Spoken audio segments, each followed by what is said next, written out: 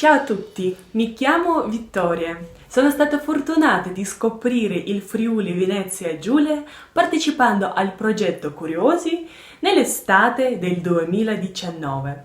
Adesso vi saluto dalla Bielorussia, ovvero dal paese che ha deciso di non introdurre le misure di lockdown. Forse siamo pure l'unico paese al mondo che sta continuando a giocare il suo campionato di calcio. Comunque vi devo dire che ci sono diverse aziende private che stanno lavorando online. Purtroppo il numero di contagi sta crescendo di giorno in giorno. Abbiamo già superato la soglia di 11.000 persone e questa cifra è ancora destinata ad aumentare. Il maggior numero di contagi è stato registrato a Minsk, nella nostra capitale.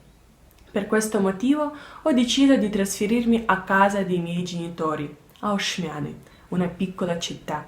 Qua mi sento più tranquilla e più protetta.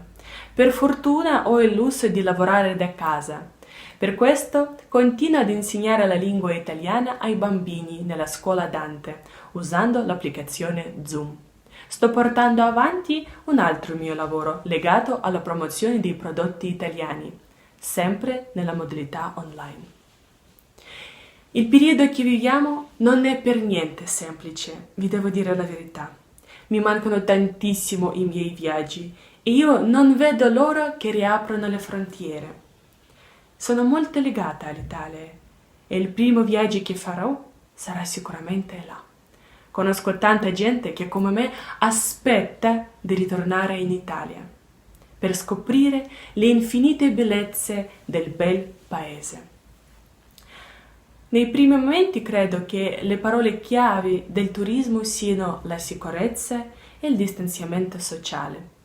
Però, d'altronde, forse è una buona opportunità per passare da un turismo frenetico, di massa, al turismo più consapevole, intelligente, dove il turista impiega più tempo per capire il contesto a 360 gradi. Io vorrei augurare a tutti gli italiani di avere tanta forza e positività per andare avanti.